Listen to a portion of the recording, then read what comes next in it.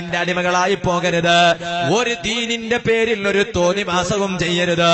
ഞാൻ ഇങ്ങോട്ട് വരുമ്പോ എന്റെ ഒരു സുഹൃത്ത് വാട്സപ്പിലൂടെ എനിക്കൊരു കല്യാണത്തിന്റെ ഫോട്ടോ അയച്ചു തന്നു. കല്യാണത്തിന്റെ ഫോട്ടോ. സുബ്ഹാനല്ലാഹ്. എന്താണ് കല്യാണത്തിന്റെ ഫോട്ടോ എന്നറിയോ? ഈ സർക്കള ഭാഗത്തൊന്നും വന്നിട്ടില്ല എന്ന് എനിക്കറിയാം. അതുകൊണ്ട് ഞാനിപ്പോ കൂടുതൽ അങ്ങോട്ട് പറയുന്നില്ല. പക്ഷെ എന്നാലും അടുത്ത ഭാവിയിൽ വരാതിരിക്കുമോ എന്ന് പറയാൻ പറ്റൂല. അതുകൊണ്ടാണ് ഞാൻ ഒന്നുകൂടി പറയാൻ വേണ്ടി ആഗ്രഹിക്കുന്നത്. അതെന്താണ്? അത് പുതിയാപ്പിളെ കൂട്ടിക്കൊണ്ടുവരിക.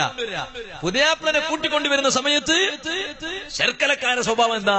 പുതിയാപ്പിളന്റെ കൂടെ പോകുന്ന ചെറുപ്പക്കാരനാണോ മാന്യമായ ഡ്രസ്സ് ധരിക്കും. നല്ല ഡ്രസ്സ് ധരിച്ചിട്ടല്ലേ പോവാ? അങ്ങനെയല്ലേ പോവാ? എന്നാൽ ഞാൻ ഈ ഫോട്ടോ കണ്ടപ്പോ പുതിയാപ്പിളന്റെ കൂടെ പോകുന്നു 6 ചെറുപ്പക്കാര്. പുതിയാപ്പിളന്റെ വലഭാഗത്ത് 3 ചെറുപ്പക്കാര്, പുതിയാപ്പിളന്റെ ഇടഭാഗത്ത് 3 ചെറുപ്പക്കാര്. അവര് ധരിച്ച ഷർട്ട് കണ്ടപ്പോൾ സുബ്ഹാനല്ലാഹ്, വെളുത്ത ഷർട്ടും വെളുത്ത പാന്റുമാണ്. അപ്പൊ നിങ്ങൾ പറയും, ഉസ്താദേ നല്ലതാണല്ലോ ഉസ്താദേ, നിങ്ങൾ വെളുത്ത കുപ്പായമല്ലേ ധരിക്കുന്നത്, വെളുത്ത കമീസല്ലേ ധരിക്കുന്നത്, വെളുത്ത തൊപ്പിയല്ലേ ഇടുന്നത്, വെളുത്ത തലകെട്ടല്ലേ? ശരിയാണ്. പക്ഷേ എന്റെ കുപ്പായത്തിൽ എവിടെയോ കള്ളന്മാരുടെ സംഖ്യ എഴുതി വെച്ചിട്ടില്ലല്ലോ. ഈ ചെറുപ്പക്കാരുടെ കുപ്പായത്തിൽ കീശയുടെ ഭാഗത്ത് ഒരു ചെറുപ്പക്കാരന്റെ കുപ്പായത്തിൽ 301, ഇപ്പുറത്തെ ചെറുപ്പക്കാരന്റെ കുപ്പായത്തിൽ 302, അപ്പുറത്തെ ചെറുപ്പക്കാരന്റെ കുപ്പായത്തിൽ 303, പുതിയാപ്പിളന്റെ അപ്പുറത്ത് നിൽക്കുന്ന ചെറുപ്പക്കാരന്റെ കുപ്പായത്തിൽ 304, അതിന്റെ പുറത്ത് നിൽക്കുന്ന ചെറുപ്പക്കാരന്റെ കുപ്പായത്തിൽ 305, അതിന്റെ പുറത്ത് നിൽക്കുന്ന ചെറുപ്പക്കാരന്റെ കുപ്പായത്തിൽ 306. എന്താണ് ഇതിന്റെ അർത്ഥം? 301, 300 ബദരീങ്ങളെ സംഖ്യ എണ്ണാണോ? 313 വരെ അല്ല. ഇതെന്താണ്? അതാ പോലീസ് സ്റ്റേഷനിൽ ജയിലിൽ കിടക്കുന്ന കന്നഡ ഭാഷയിൽ പറയുന്ന കൈദികളൂ കള്ളന്മാര്. ആ കള്ളന്മാര് ജയിലിലങ്ങ് പോയാൽ അവർക്ക് ധരിക്കാനും അണിയാനുമായി ഒരു കുപ്പായം കൊടുക്കും. ആ കുപ്പായത്തിൽ അവർക്കൊരു സംഖ്യ എഴുതി വെക്കും. ആ സംഖ്യ തിരിച്ചിട്ടാണ് അവരെ മനസ്സിലാക്കുക. കാരണം ഇത്ര കള്ളന്മാരുണ്ടെങ്കിൽ ഒരു കള്ളൻ ഈ നമ്പർ, മറ്റേ കള്ളൻ ഈ നമ്പർ, മറ്റേ കള്ളൻ ഈ നമ്പർ. ഇന്നാലില്ലാഹി വ ഇന്നാ ഇലൈഹി റാജിഊൻ. ആ കള്ള ജയിലിൽ അടങ്ങുന്ന കള്ളന്മാരുടെ വേഷം ധരിച്ചിട്ടാണ് പുതിയാപ്പിളന്റെ കൂടെ പോകുന്നത്. ഇന്നാലില്ലാഹ്. ചെറുപ്പക്കാരെ, ഇതാരോടായി കളിക്കുന്നത്? അപ്പൊ നിങ്ങൾ ചോദിക്കും, ഉസ്താദേ നിങ്ങളതൊന്നും ഇവിടെ പറയേണ്ട ആവശ്യമില്ലല്ലോ, ഇവിടെ അതില്ലല്ലോ. എനിക്കറിയാം. എന്റെ ഈ വാത് കേവലം സർക്കളക്കാര് മാത്രമല്ല കേൾക്കുന്നത്.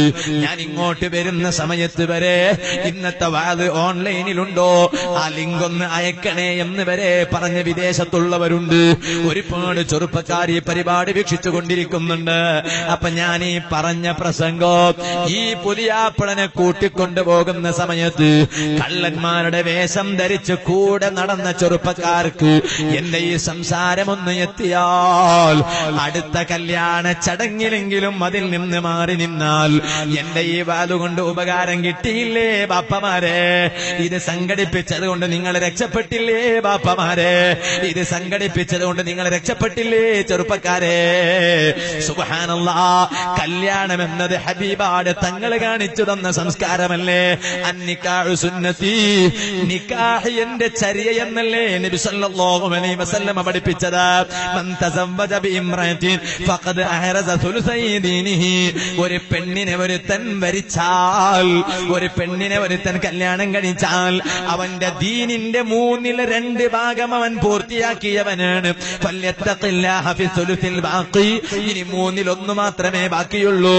അതിലും അല്ലാഹുവിനെ സൂക്ഷിച്ചാൽ മതി എന്ന് നബി സല്ലല്ലാഹു അലൈഹി വസല്ലം തങ്ങൾ പഠിപ്പിച്ച അവിടത്തെ ചര്യയല്ലേ വിവാഹമെന്നത്. ആ വിവാഹത്തോട് പോലും പരിഹാസ്യ മനോഭാവത്തോടെ കളിക്കില്ലേ മുസ്ലിം ചെറുപ്പക്കാരെ? അത് കേവലം ഒരു പുതിയാപ്പിളയോടുള്ള കളിയല്ല, ആ വീട്ടുകാരോടുള്ള കളിയല്ല, കല്യാണത്തോടുള്ള കളിയല്ല. ഒരൽപ്പം കൂടി വിശാലമായി ചിന്തിച്ചാൽ അത് ഹബീബായ തങ്ങളോട് കാണിക്കുന്ന തമാശയാണ്, ഇസ്ലാമിനോട് കാണിക്കുന്ന തമാശയാണ്. ആ ഇസ്ലാം എന്ന മതത്തെ സംവിധാനിച്ച അർഹമുർ റഹീമീനായ അല്ലാഹ്, ആ അല്ലാഹുവിനോട് കാണിക്കുന്ന തമാശയാണ്. ആ തമാശ നിർത്തണം. അതുപോലെയുള്ള തോന്നിവാസം നമ്മുടെ ജീവിതത്തിൽ കടന്നു വന്നു പോകരുത്. ഇസ്ലാമിന് വലിയ മഹത്വമുണ്ട്, ഇസ്ലാമിന് വലിയ മഹത്വമുണ്ട്, സ്ഥാനമുണ്ട്. അത് എന്റെ മതമല്ല, അത് അല്ലാഹുവിന്റെ അല്ലാഹു സംവിധാനിച്ച മതമാണ് പരിശുദ്ധ ഇസ്ലാം. അതുകൊണ്ട് ചെറുപ്പക്കാരെ, ഇടയ്ക്ക് വെച്ച് ഞാൻ പറഞ്ഞു എന്നേയുള്ളൂ, ആ തോന്നിവാസങ്ങളിലൊന്നും പെട്ടുപോകരുത്.